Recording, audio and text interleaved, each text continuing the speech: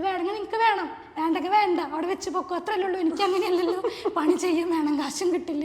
കസ്റ്റമേഴ്സിനെ പറഞ്ഞിട്ട് കാര്യമില്ല. അവർ മിനിമം ഒരു 30-50 അല്ലെങ്കിൽ 1 കോടി 2 കോടി ഒക്കെ ആയിരിക്കും അവർ പ്ലാൻ ചെയ്യുന്നത്. അപ്പോൾ അതിനവരെന്തായാലും നമ്മുടെ അടുത്ത് റിവ്യൂ ചെയ്യാൻ പറയും, വീണ്ടും റിവ്യൂ ചെയ്യാൻ പറയും. അപ്പോൾ നമ്മൾ വീണ്ടും വീണ്ടും വീണ്ടും രാത്രിയും പകലൊക്കെ എന്തിങ്ങനെ ഡ്രോ ചെയ്യും. നമ്മളൊരു കാര്യം ചെയ്യുമ്പോൾ അത് ആത്മാർത്ഥത്തോട് കൂടി ചെയ്യുക, അങ്ങനെ ഞാൻ ചെയ്യും. പക്ഷേ ലാസ്റ്റ് എന്തുണ്ടാവുക, അവർ ഇത്ര അധികം 1-2 ആഴ്ചയൊക്കെ റിവ്യൂ ചെയ്തിട്ട് അവർ ഈ സാധനം ഇഷ്ടമായില്ല എന്ന് പറഞ്ഞിട്ട് പോകും. നമുക്ക് പൈസ തരില്ല. നമ്മൾ ഇത്ര നാൾ 2 ആഴ്ച അല്ലെങ്കിൽ 1 മാസം ഇരുന്ന് വർക്ക് ചെയ്ത് വെറുതെ ഇല്ല. അങ്ങനെ 1-2 വട്ടമായപ്പോൾ എനിക്കത് ഭയങ്കരമായിട്ടൊരു ഇതായി. എന്തായാലും ജോലി ചെയ്ത് പൈസ ഉണ്ടാക്കണം, പക്ഷെ അതൊരു ബിസിനസ് ആവും എന്ന് ഞാൻ പ്രതീക്ഷിച്ചിട്ടേ ഇല്ല. ഞാൻ ഫസ്റ്റൊക്കെ ഭയങ്കര ബോധമായിരുന്നു, ഞാൻ നന്നാവോ, എന്നെ ആളുകൾ കളിയാക്കോ. ഇപ്പോൾ സ്കൂളിലൊക്കെ നമ്മുടെ നമ്മുടെ ഫ്രണ്ട്സ് അല്ലെങ്കിൽ നമ്മുടെ സീനിയേഴ്സ് അവരൊക്കെ നമ്മളെ കളിയാക്കും. ഞാൻ വിചാരിച്ചു എത്ര നാളെ ഞാൻ ഇന്ന് വിചാരിച്ചിരിക്കുന്നത്, ഈ ആളുകൾ ഇങ്ങനെ കണ്ട് എന്ത് വിചാരിക്കാൻ ഇടന്നെ. ഇപ്പം എനിക്ക് ആരും പരിചയമില്ലല്ലോ. നമ്മുടെ കാലം ഇപ്പോൾ പണ്ടത്തെ പോലെയല്ല. പണ്ടാണെങ്കിൽ എന്തായാലും നമ്മളൊരു ഫിസിക്കൽ ഷോപ്പ് ചെറുതിട്ടിട്ടാൽ അല്ലെങ്കിൽ ജോലി ചെയ്തിട്ട് നമുക്ക് സമ്പാദിക്കാൻ പറ്റുള്ളൂ. അച്ഛൻ റീറ്റെയിൽ ഷോപ്പ് നടക്കുന്ന ആളാണ്, അപ്പം അച്ഛൻ്റെ സപ്പോർട്ട് ഉണ്ട്. പിന്നെ നമുക്കൊരു ധൈര്യം, എന്തായാലും ആളുകൾ അന്വേഷിച്ച് വരും എന്നുള്ളൊരു ധൈര്യത്തിൽ നമ്മൾ തുടങ്ങി.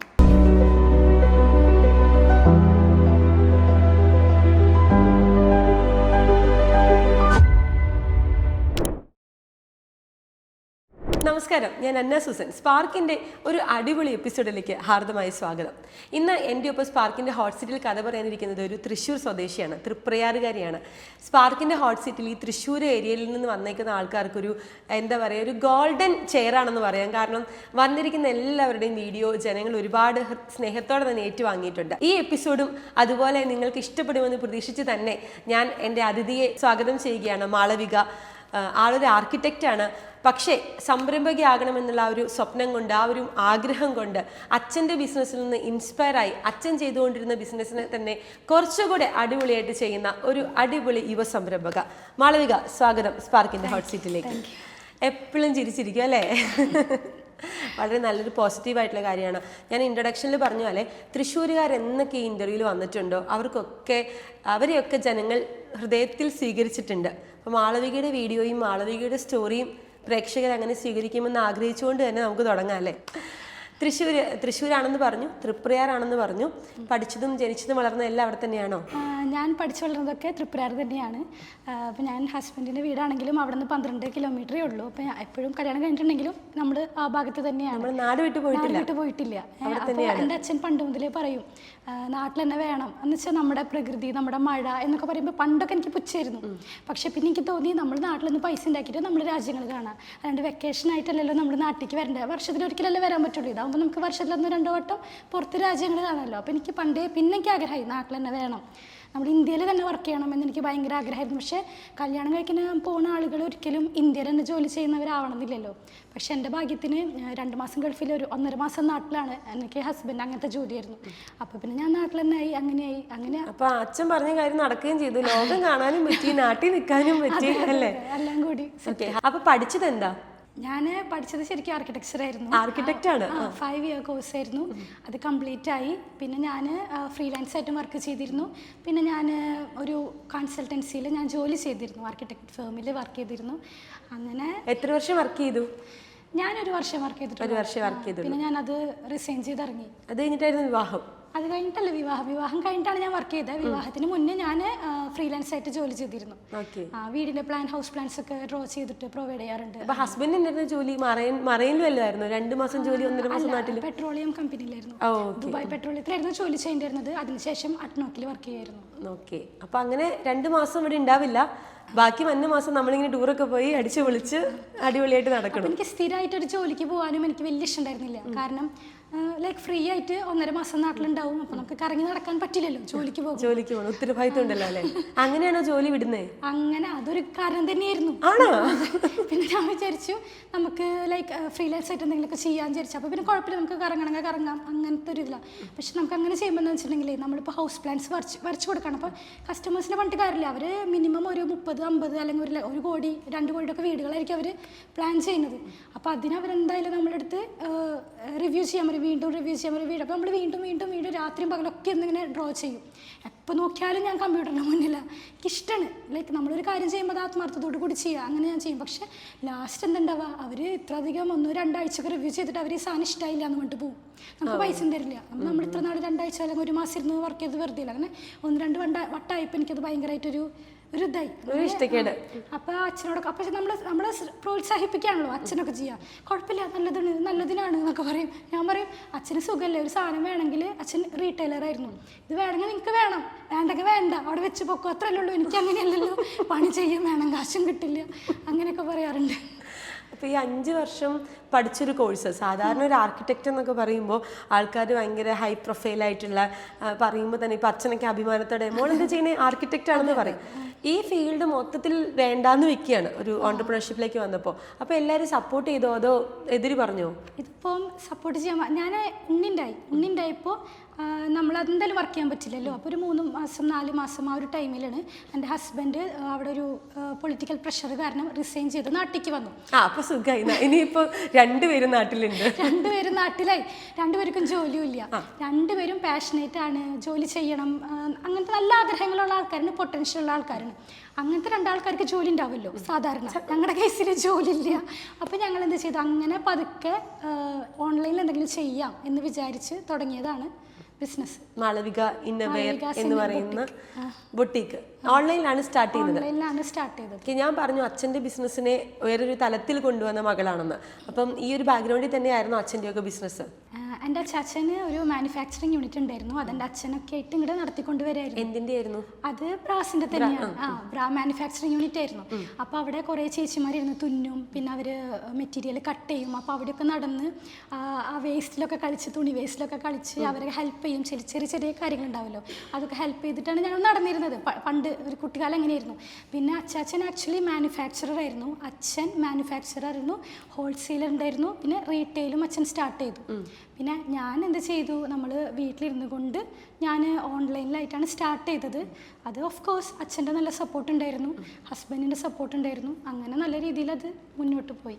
ഞാൻ ചോദിക്കട്ടെ, ആർക്കിടെക്റ്റ് പഠിച്ചൊരു കുട്ടി, നല്ല രീതിയിൽ നല്ല പ്രൊഫൈൽ, നല്ല കരിയർ ഉണ്ടാവേണ്ട ഒരു വ്യക്തി, ആ പ്രൊഫൈലൊക്കെ വിട്ടിട്ട് നമ്മുടെ നാട്ടിൽ പച്ച മലയാളത്തിൽ പറഞ്ഞാൽ ബ്രാ വിൽക്കാൻ വേണ്ടി ഇറങ്ങിയപ്പോൾ ആൾക്കാർ കളിയാക്കിയില്ലേ? ആക്ച്വലി കളിയാക്കലുകളൊന്നും ഉണ്ടായിട്ടില്ല, കാരണം ഇത് പണ്ട് മുതലേ ഞങ്ങൾ ഇതിൻ്റെ ഇടയിലാണല്ലോ ജനിച്ചു വളർന്നത്. അപ്പോൾ ഞങ്ങൾക്കിതൊരു അഭിമാനമായിരുന്നു, ഞങ്ങൾക്കൊരു നാണക്കേടില്ലാത്ത കാര്യമാണ്. പിന്നെ എൻ്റെ ഫ്രണ്ട്സൊക്കെ തമാശയിലൂടെ കളിയാക്കുമ്പോൾ ഞാൻ എൻജോയ് ചെയ്തിട്ടുണ്ടായിരുന്നു, അത് കാരണം ഒരു പ്രശ്നമാണ്. നമ്മൾ കൊച്ചിന് മുതൽ ഇതാണ് കണ്ടു വളർന്നത്, അതാണ് അങ്ങനെ. പിന്നെ എനിക്ക് ഒരു സ്കെയിൽ ഉണ്ടായിരുന്നു കേട്ടോ, എൻ്റെ അച്ഛൻ ആഫ്രിക്കയിൽ നിന്ന് കൊണ്ടുവന്നതാണ്. അപ്പോൾ എൻ്റെ ഫ്രണ്ട്സൊക്കെ പറയും മാളവികയുടെ അച്ഛൻ ആഫ്രിക്കയിൽ നിന്ന് കൊണ്ടുവന്ന സ്കെയിലും കൊണ്ട് ഞാൻ നടക്കും. അപ്പോൾ എനിക്കത് ഭയങ്കര അഭിമാനമാണ്, ബ്രാ മുറിക്കാൻ വേണ്ടിയിട്ട് എൻ്റെ അച്ഛൻ ആഫ്രിക്കയിൽ ഉണ്ടായിരുന്നതാണ്.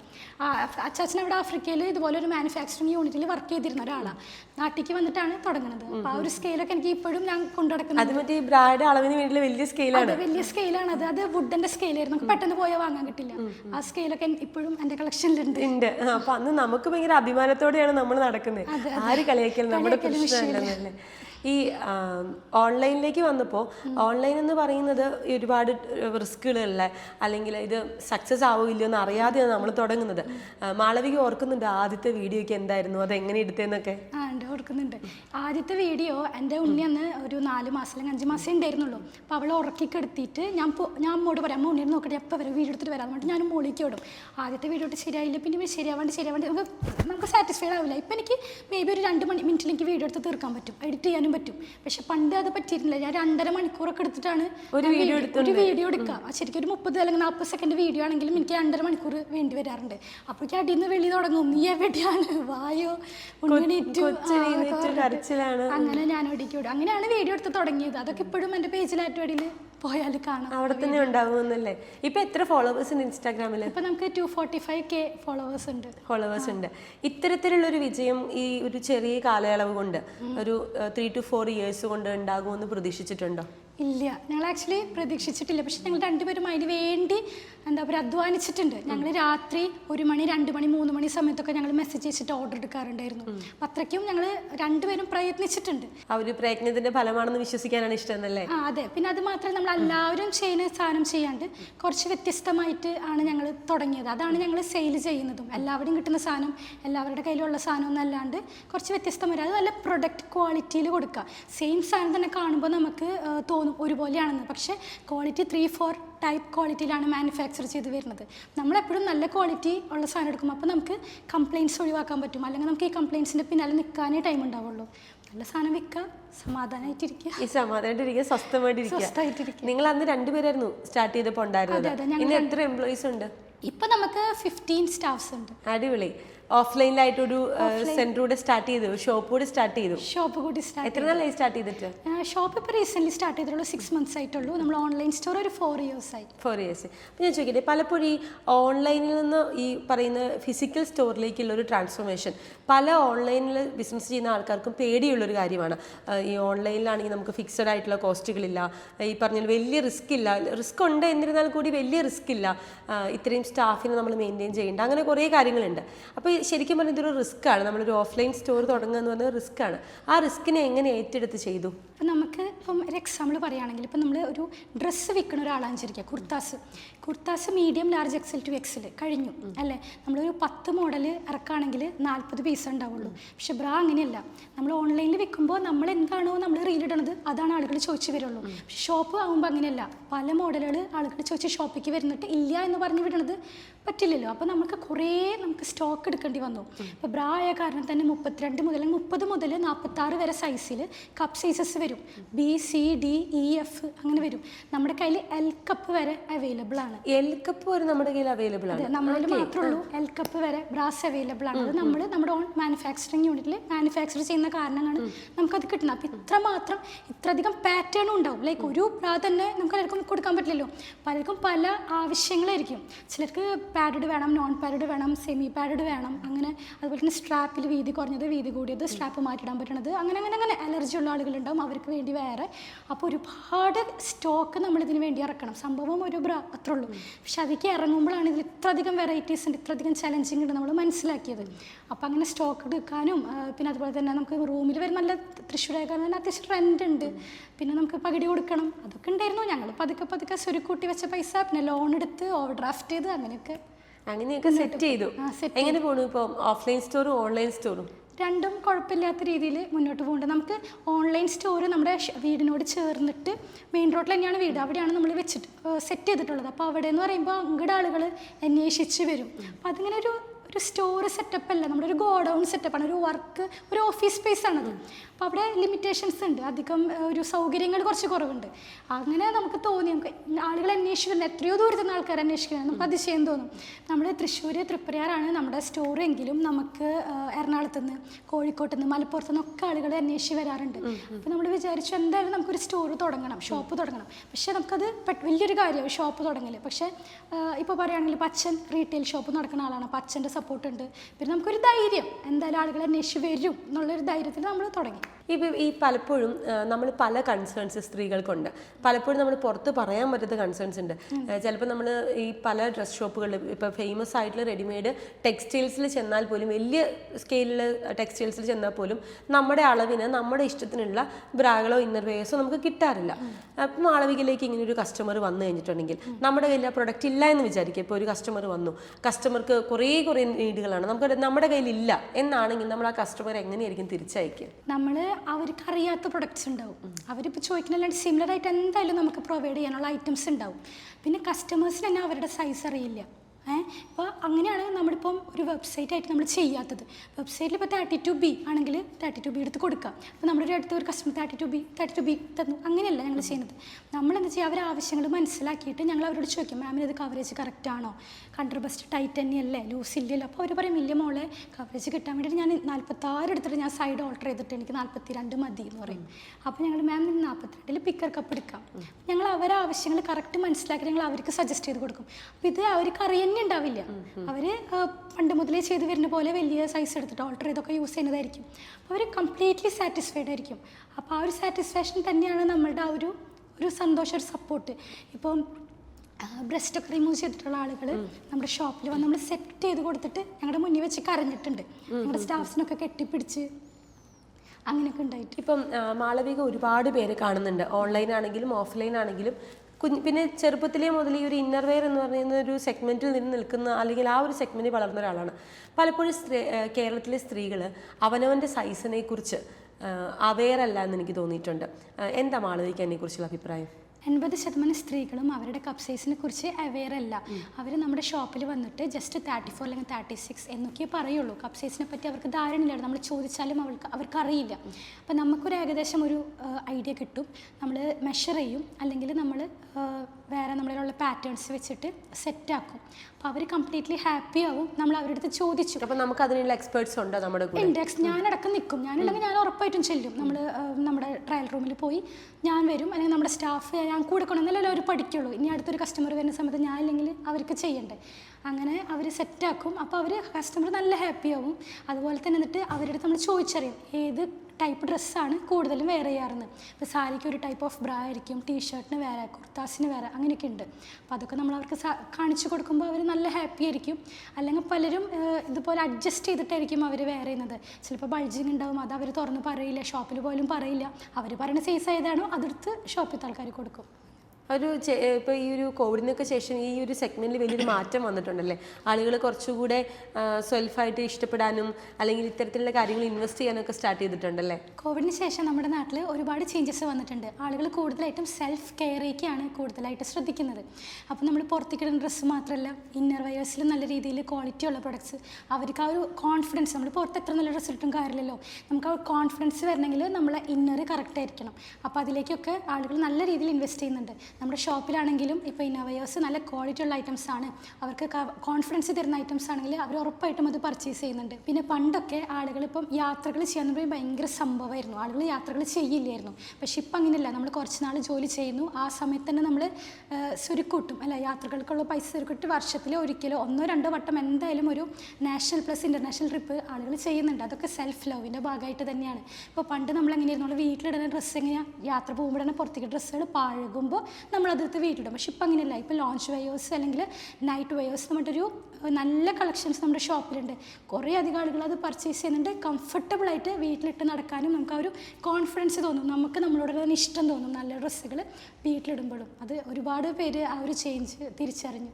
ഈ അച്ഛൻ്റെ ബിസിനസ്സിൻ്റെ ആ ഒരു അച്ഛൻ്റെ ബിസിനസ് ഏറ്റെടുത്തിട്ടില്ലെങ്കിലും അച്ഛൻ്റെ സെയിം ബിസിനസ് മോഡലാണ് ഇപ്പം മാളവിക ഫോളോ ചെയ്യുന്നത്.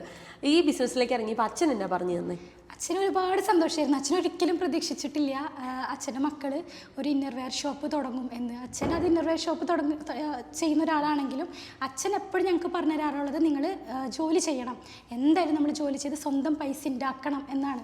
അപ്പം എൻ്റെ മനസ്സിൽ അങ്ങനെ തന്നെ, എന്തായാലും ജോലി ചെയ്ത് പൈസ ഉണ്ടാക്കണം. പക്ഷെ അതൊരു ബിസിനസ് ആവും എന്ന് ഞാൻ പ്രതീക്ഷിച്ചിട്ടേ ഇല്ല.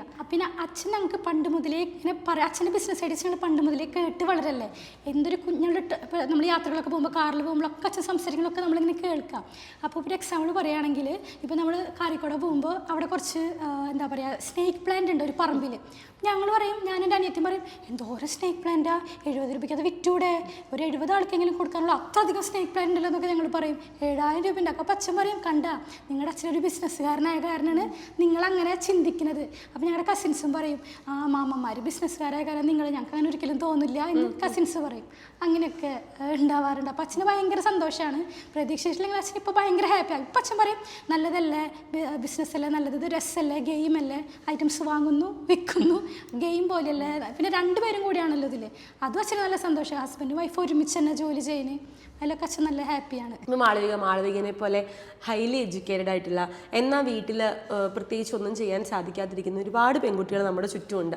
ഇപ്പം മാളവിക ഒരു ഓപ്പർച്യൂണിറ്റി അത് കണ്ടെത്തി അതിനകത്ത് ഒരു വിജയിച്ച ഒരു വ്യക്തിയാണ്. അപ്പം ഇങ്ങനെ വീട്ടിലിരിക്കുന്ന വ്യക്തികളോട്, എഡ്യൂക്കേറ്റഡ് ആയിട്ടുള്ള ആൾക്കാരോട്, അല്ലെങ്കിൽ നല്ല കഴിവുള്ള ആൾക്കാരോട് മാളവികയ്ക്ക് എന്താ പറഞ്ഞു കൊടുക്കാനുള്ളത്? നമ്മുടെ കാലം ഇപ്പോൾ പണ്ടത്തെ പോലെയല്ല. പണ്ടാണെങ്കിൽ എന്തായാലും നമ്മളൊരു ഫിസിക്കൽ ഷോപ്പ് ചെറുതിട്ടിട്ടാൽ അല്ലെങ്കിൽ ജോലി ചെയ്തിട്ട് നമുക്ക് സമ്പാദിക്കാൻ പറ്റുള്ളൂ. പക്ഷെ ഇപ്പം അങ്ങനെയല്ലല്ലോ. നമുക്കിപ്പോൾ അത്യാവശ്യം കട്ട്ലേറ്റ് ഉണ്ടാക്കാൻ അറിയാം. നമുക്ക് കട്ട്ലേറ്റ് ഉണ്ടാക്കിയിട്ട് വൈകുന്നേരം തൊട്ടപ്പുറത്തെ കടയിൽ കൊടുത്ത് പൈസ വാങ്ങാം അല്ലേ. അല്ലെങ്കിൽ നമ്മുടെ വീട്ടിൽ ഇപ്പോൾ ചെടി ഉണ്ടെങ്കിൽ ചെടി ബിസിനസ് ചെയ്യാം. നമുക്ക് വെറുതെ ഫേസ്ബുക്ക് മാർക്കറ്റ് പ്ലേസിൽ ഇട്ടാൽ മതി.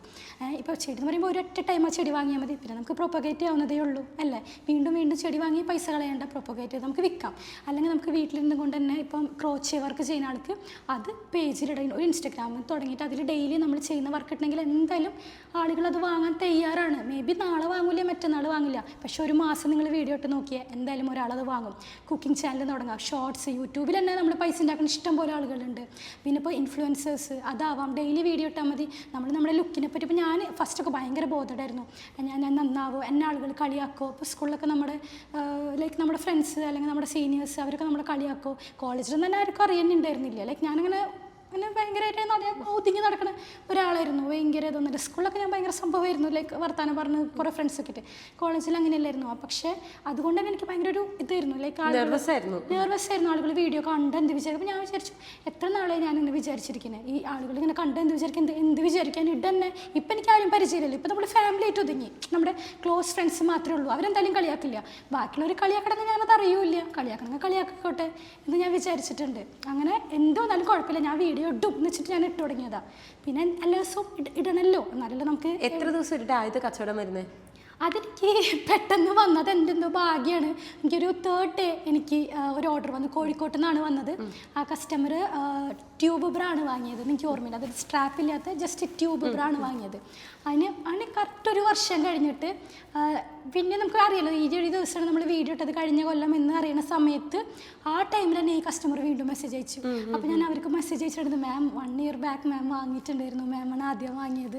വീണ്ടും അവർ ഓർഡർ ചെയ്തു. ഒരു വർഷം കഴിഞ്ഞിട്ട് ആ മാം വാങ്ങിയ പോലെ ഒരുപാട് കസ്റ്റമേഴ്സ് നമ്മളെ നിന്ന് റിപ്പീറ്റ് ചെയ്ത് വാങ്ങുന്നുണ്ട്. ഞാൻ പറയുകയാണെങ്കിൽ അതാണ് ഏറ്റവും വലിയൊരു അച്ചീവ്മെൻറ്റ്. നമ്മുടെ പ്രൊഡക്റ്റ് ഇഷ്ടപ്പെട്ട് അത് വെയർ ചെയ്ത് അതിലൊരു ട്രസ്റ്റ് തോന്നി വീണ്ടും അവർ നമുക്ക് പൈസ തന്ന് അവരത് വാങ്ങണം. അതൊരു വലിയ കാര്യമാണ്. ശരിക്കും അങ്ങനെ നമുക്ക് ചെയ്യാൻ പറ്റിയിട്ടുണ്ടെങ്കിൽ അതാണ് നമ്മുടെ ഒരു, അങ്ങനെ ആയാൽ നമ്മൾ സക്സസ് ആവും അല്ലേ? ഈ ഫസ്റ്റ് ഓർഡർ വന്നു, അതിൻ്റെ പാക്ക് ചെയ്ത് അയക്കുക എന്നൊക്കെ പറഞ്ഞ ടാസ്ക് സ്വയമാണ് ചെയ്യുന്നത്. അപ്പോൾ ആ സമയത്തൊക്കെ നിങ്ങൾ രണ്ടുപേരും കൂടി, ബിനുഷും അതുപോലെ മാളവിയും കൂടി ഒരുമിച്ച് തന്നെ ചെയ്യാമെന്നുള്ള പ്ലാനിൽ തന്നെയായിരുന്നു മുന്നോട്ട് പോയത്? അതെ. ഞങ്ങൾ രണ്ടുപേരും ഇപ്പോഴും ഞാനൊരു റീൽ ഉണ്ടാക്കിയിട്ടുണ്ടത്. അങ്ങനെ ഞങ്ങൾ പോണത്, ബൈക്കിൽ പോണത്. ഞങ്ങൾ തന്നെ പാക്കിംഗ് കവർ, ഞങ്ങളിൽ പാക്കിംഗ് കവറൊന്നുമില്ല. കാരണം നമ്മൾ വീടിട്ട് തുടങ്ങുമ്പോഴേക്കും പാക്കിംഗ് കവർ വാങ്ങിച്ച് വെക്കണ്ടല്ലോ, എന്തെങ്കിലും ഒരു ഓർഡർ വന്നാലല്ലേ. അപ്പം അന്ന് ശരിക്കും നമ്മളത് പാക്കിംഗ് കവറൊക്കെ നല്ല പൈസ, നമ്മുടെ എന്താ പറയുക ലാഭത്തിനേക്കാളും കൂടുതൽ നമുക്ക് ചിലവ് വന്നിട്ടുണ്ട്. അപ്പോൾ പാക്കിംഗ് മെറ്റീരിയൽസ് വാങ്ങണം, പിന്നെ DTDCയിൽ ഞങ്ങൾ സാധനം അയക്കണം, അതിനൊക്കെ അത്യാവശ്യം ചിലവ് വന്നിട്ടുണ്ട്. ഇപ്പോൾ ഈ പ്ലസ് സൈസ് ബ്രാകൾ യൂസ് ചെയ്യുന്ന ആളുകളുടെ ഏറ്റവും വലിയൊരു പ്രോബ്ലമാണ് അവരുടെ സ്ട്രാപ്പ് ഭയങ്കര ടൈറ്റ് ആവുകയും അല്ലെങ്കിൽ നമ്മുടെ ഷോൾഡറിൻ്റെ അവിടെ മുറിവുണ്ടാവണു അല്ലെങ്കിൽ ഷോൾഡറിന് പെയിന്. ഇതിനൊക്കെ നമ്മുടെ ഷോപ്പിൽ എന്തെങ്കിലും സൊല്യൂഷൻ ഉണ്ടോ? നമ്മുടെ ഷോപ്പിൽ ആക്ച്വലി 1.5 to 2 ഇഞ്ച് വീതിയിൽ വരുന്ന ബ്രാ സ്ട്രാപ്സ് അവൈലബിൾ ആണ്. അപ്പോൾ അത് വേറെ ആണെങ്കിൽ ഒരിക്കലും നമുക്ക് അങ്ങനെ ഒരു ഷോൾഡർ പെയിൻ ഉണ്ടാവില്ല. പിന്നെ നമ്മുടെ കയ്യിൽ ഒരു സിലിക്കോണിൻ്റെ ബ്രാ സ്ട്രാപ്പ് ഹോൾഡർ ഉണ്ട്. അതൊരു 1 ടൈം പർച്ചേസ് ആണ്. സിലിക്കോണിൽ വരുന്ന കാര്യം ഒരിക്കലും അത് ഡാമേജ് വരില്ല. ഒരു വട്ടം നമ്മളത് വാങ്ങിയിട്ടുണ്ടെങ്കിൽ ഏതൊരു ബ്രാഡൊപ്പം ആ സ്ട്രാപ്പ് അതിൻ്റെ ഇടയിൽ വെച്ചിട്ട് നമുക്ക് വെയർ ചെയ്യാൻ പറ്റും.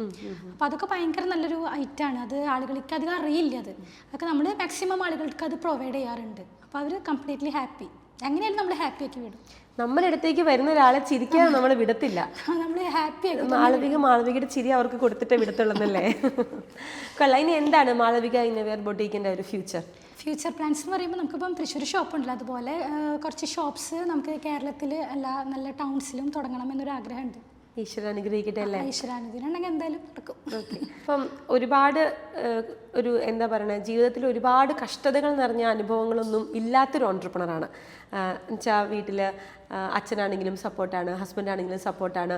നമ്മൾ ചെയ്തു വെച്ചതെല്ലാം ദൈവത്തിൻ്റെ അനുഗ്രഹം കൊണ്ടോ അല്ലെങ്കിൽ നമ്മുടെ എന്താ പറയുക മാതാപിതാക്കളുടെ പ്രാർത്ഥന കൊണ്ടൊക്കെ സക്സസ് ആയ ഒരു വ്യക്തിയാണ്. തിരിഞ്ഞു നോക്കുമ്പോൾ ലൈഫിലെ ഏറ്റവും ഒരു പ്രൗഡ് മൊമെൻ്റ് എന്തായിരിക്കും? ഞാൻ 5 വർഷത്തെ ആർക്കിടെക്ചർ കോഴ്സാണ് കംപ്ലീറ്റ് ചെയ്തത്. പിന്നെ എൻ്റെ ഹസ്ബൻഡിനാണെങ്കിൽ നല്ല അടിപൊളി ജോബായിരുന്നു, അബുദാബിയിലുണ്ടായിരുന്നത് ആ ടൈമിൽ. അപ്പോൾ ഇത് ഞങ്ങൾക്ക് രണ്ടാൾക്കും ജോബില്ലാത്തൊരു ടൈമിൽ ഞങ്ങളിങ്ങനെ വീട്ടിലിരുന്നും കൊണ്ട് വീഡിയോ ചെയ്യുക എന്ന് പറയുന്നത് ഒരു കൺസേൺ ആയിരുന്നു. നമ്മുടെ ചുറ്റുമുള്ള ആളുകൾക്ക്, നമ്മളെ കെയർ ചെയ്തിരുന്ന ആൾക്കാർക്ക് ഒരു കൺസേൺ ആയിരുന്നു. എന്നിട്ടിപ്പോൾ ഒരു 4 വർഷം കഴിഞ്ഞ് നോക്കുമ്പോൾ നമ്മൾ ആ ഒരു ഫീൽഡിൽ തന്നെ, ആ ഒരു സെഗ്മെൻറ്റിൽ തന്നെ ഇപ്പോൾ സക്സസ്ഫുള്ളായി. അപ്പോൾ അന്ന് ഒരു കൺസേൺ അല്ലെങ്കിൽ ഒരു ആശങ്കയുണ്ടായിരുന്ന മുഖങ്ങളിലുള്ള ഒരു സന്തോഷം, ആ ഒരു വിശ്വസ്തത, അതാണ് ഇപ്പോൾ നമുക്ക് ഉള്ള ഒരു പ്രൗഡ് മൊമെൻറ്റ്. അടിപൊളി. അപ്പോൾ എന്താണെങ്കിലും വളരെയധികം സന്തോഷം. എനിക്ക് ഭയങ്കര ഇഷ്ടപ്പെട്ടൊരു ഇൻ്റർവ്യൂ, ഭയങ്കരമായിട്ട് ചിരിച്ച് സംസാരിച്ചേക്കുന്ന, വലിയ എന്താ പറയുക ഒരുപാട് ജീവിതാനുഭവങ്ങളൊന്നും ഇല്ലെങ്കിലും ഒരുപാട് പേർക്ക് ഇൻസ്പയർ ആകുന്ന ഒരു ഇൻ്റർവ്യൂ ആയിരുന്നു. കാരണം ഒത്തിരി പേര് മാളവികയെ പോലെ നല്ല പ്രൊഫൈലിൽ പഠിച്ച് നല്ല രീതിയിൽ ജോലി ചെയ്യേണ്ട വ്യക്തികൾ വീട്ടിൽ ഒതുങ്ങിയിരിക്കുന്നുണ്ട്. പക്ഷെ അവർക്ക് കണ്ണ് തുറക്കാവുന്ന അല്ലെങ്കിൽ അവർക്ക് ഇങ്ങനെ ഒരു ഓപ്പർച്യൂണിറ്റി നമ്മുടെ മുന്നിലുണ്ടെന്ന് കാണിച്ചു കൊടുക്കുന്ന ഒരു ഇൻ്റർവ്യൂ. അതിനേക്കാൾ ഉപരി ഒരുപാട് സ്ത്രീകളുടെ ഒരുപാട് പ്രശ്നങ്ങൾക്ക് സൊല്യൂഷനായിട്ടുള്ളൊരു ബിസിനസ്. എപ്പോഴും പറയും നമ്മൾ സമൂഹത്തിൻ്റെ ഒരു പ്രശ്നമാണ്, അതിൻ്റെ സൊല്യൂഷൻ കണ്ടെത്തിയാൽ അതൊരു സംരംഭമാകുമെന്ന് പറയും. ഇത് ഒരു വലിയ സമൂഹത്തിൻ്റെ, സ്ത്രീ എന്ന് പറയുന്ന വലിയൊരു സമൂഹത്തിൻ്റെ എല്ലാ തരത്തിലുള്ള പ്രശ്നങ്ങളെയും പരിഹാരം കൊടുക്കുന്ന ഒരു ബിസിനസ്. അത് എന്താണെങ്കിലും തീർച്ചയായിട്ടും മുന്നോട്ട് തന്നെ വളരും. ഇനിയുള്ള യാത്രയിൽ ഞങ്ങളും ഒരുമിച്ചുണ്ടാകും, കൂടെ ഉണ്ടാകും. അപ്പം ഇനി ഒരു പുതിയൊരു എപ്പിസോഡിൽ നമ്മൾ ഒന്നോടെ കാണണം. അങ്ങനെ കാണുമ്പോൾ ഈ പറഞ്ഞതുപോലെ കേരളത്തിൻ്റെ എല്ലായിടത്തും ഷോപ്പായ വലിയൊരു ബിസിനസ് ഓണറായിട്ട് കാണാൻ നമുക്ക് സാധിക്കട്ടെ അല്ലേ? വളരെയധികം സന്തോഷം. ഞാൻ ഇൻട്രൊഡക്ഷനിൽ പറഞ്ഞതുപോലെ മാളവിക ഒരു ഇൻസ്പിറേഷനാണ്. അത് ഒരു ഓൺട്രപ്രണർക്ക് മാത്രമല്ല, ഒരുപാട് കോഴ്സ് ചെയ്ത് രാവിലെ 9:30 ഹസ്ബൻഡും പിള്ളേരൊക്കെ സ്കൂളിൽ പോയി കഴിയുമ്പോൾ, ജോലിക്ക് പോയി കഴിയുമ്പോൾ പിന്നെ എന്ത് ചെയ്യണമെന്ന് ആലോചിച്ചിരിക്കുന്ന ഒരുപാട് പേരുണ്ട്. ചിലപ്പോൾ നിങ്ങൾക്ക് നല്ല ഫുഡ് ഉണ്ടാക്കാൻ കഴിവുള്ളവരായിരിക്കും. നിങ്ങൾ ഉണ്ടാക്കുന്ന ഫുഡ് സ്വിഗ്ഗിയിൽ വിൽക്കാനുള്ള ഓപ്പർച്യൂണിറ്റി നിങ്ങൾക്കുണ്ട്. അല്ലെങ്കിൽ നിങ്ങൾ നന്നായി ക്രോഷേ ചെയ്യുന്നവരായിരിക്കും. സ്കൂളിലും കോളേജിലൊക്കെ പഠിക്കുമ്പോൾ നിങ്ങൾ ചെയ്തിരിക്കുന്ന ക്രോഷേ ടോയ്സിന് ഒരുപാട് ഫാൻസ് ഉണ്ടാകും. പക്ഷേ വിവാഹശേഷം നിങ്ങളതൊക്കെ മറന്നു പോയിട്ടുണ്ടാകും. അപ്പോൾ നിങ്ങളുടെ ഉള്ളിലെ കുഞ്ഞു കുഞ്ഞു കഴിവുകളെ അല്ലെങ്കിൽ നിങ്ങളുടെ ഉള്ളിലൊരു കുഞ്ഞ് സ്പാർക്കിനെ ഇന്ന് വലിയ രീതിയിലേക്ക് ഒരു ബിസിനസ് സാമ്രാജ്യമാക്കി മാറ്റാൻ സാധിക്കുമെന്ന് തെളിയിച്ച ഒരു സംരംഭകയാണ് ഞാൻ നിങ്ങൾക്ക് ഇന്ന് പരിചയപ്പെടുത്തിയത്. അതുകൊണ്ട് തന്നെ ഈ ഇൻ്റർവ്യൂ ഒരുപാട് ഇൻസ്പിറേഷൻ ആയിരിക്കുമെന്ന് വിചാരിച്ചുകൊണ്ട് തന്നെ പുതിയൊരു എപ്പിസോഡുമായിട്ട് കാണാം. നന്ദി, നമസ്കാരം.